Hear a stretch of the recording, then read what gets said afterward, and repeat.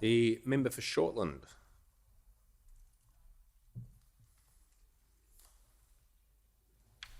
My question is to the Prime Minister, and I refer to reports of the Prime Minister's verbal spat with the New South Wales Treasurer over his inadequate financial support for the people of New South Wales.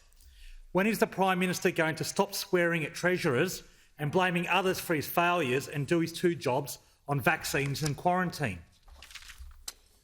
The very last part of the question's in order. The Prime Minister has the call. Well, thank you, Mr Speaker. What the Australian government has done, together with the New South Wales government, is delivering support to businesses in New South Wales that is urgently needed as they work through this pandemic. And, Mr Speaker, we've been working closely with the New South Wales government to achieve that. And I'm very pleased that we were able to come to those arrangements, not just on one occasion, Mr Speaker, but upgrade those arrangements and the work that was done between the Treasurer and I and the Premier of New South Wales and the New South Wales Treasurer. Because what matters, Mr Speaker, is that we get this support to those people who need it. I've just mentioned the significant support that has been provided through the COVID disaster assistance payment in New South Wales, Mr Speaker, that has resulted in $1.7 billion of support going to people who have lost hours, more than 8 hours, not just more than 20 hours, Mr Speaker, but more than 8 hours, including those who are on benefit payments, which was the last issue of improvement that we made to those COVID disaster payments after we were working together with the New South Wales government. And increasingly, as the New South Wales government ensures that those payments are being made to New South Wales businesses, that's going to help them come through this current lockdown and be able to get to the other side. Because one thing I know, and I know it because we saw it last year, when we came back from the COVID-19 recession, when we got to the point where we were able to graduate the Australian economy off JobKeeper. And I remember those opposite, a hoping and a praying, Mr Speaker, that 100,000 people would still be out of a job, and they were proved wrong. They were proved wrong, Mr Speaker, and those results did not happen as they were trying to doomingly protect. The Prime Minister will resume his seat. The Manager of Opposition Business on a point of order. On reflections on members.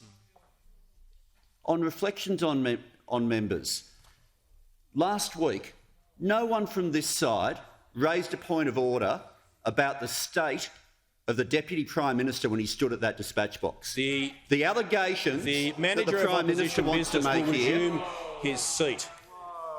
The Manager of Opposition Business will resume his seat. The Leader of the House has the call. That's obviously meant to be some sort of personal reflection which has to come in another form. That really is beneath the Manager of Opposition Business. It really is.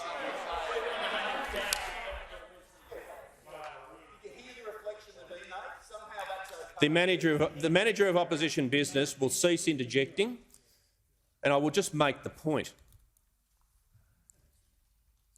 that the reason question time gets to this robust state is because some of the questions carry some pretty heavy character assessments in them as well. So, and in allowing and encouraging free speech, I allow it on the basis that it allows, once that question's been asked, it actually allows the responder to respond to the issue without the accusation simply standing there. And I do object to members reflecting on each other in that way. And I've always made the point, if a member has a problem with the conduct of another member, they need to raise it with me or in the House, and no one has. The Prime Minister has the call. Thank you, Mr Speaker. So, while those opposite have sought to undermine the government, Mr Speaker, to talk down the programs that we've put in place, like JobKeeper, Mr Speaker, and distance themselves and call it a waste, Mr Speaker, undermine the government's efforts as we've sought to deal with the significant challenges we've had in the early phase of the vaccination program, which we have now turned around, Mr Speaker, which we have now turned around thanks to the magnificent efforts of those working in Australian public service, Mr Speaker, and under General Freeland's leadership, but more important, those on the ground working in the vaccination clinics, in the vaccination hubs. And today, throughout question time, Mr Speaker, our government has been thanking Australians for the work that they have done. Exactly right. The work that they have done to get Australia on track, because Those Australians know Member for that Franklin. they want Australia to succeed, Mr Speaker. They want Australia to succeed. They want these programs to succeed because they know that that is the path back. We have set out the national plan, which sets out that path for Australians to be able to make their way back and through this COVID pandemic, Mr Speaker. And we will continue on. We will continue on that path, Mr Speaker, whether the opposition wants to support us or not.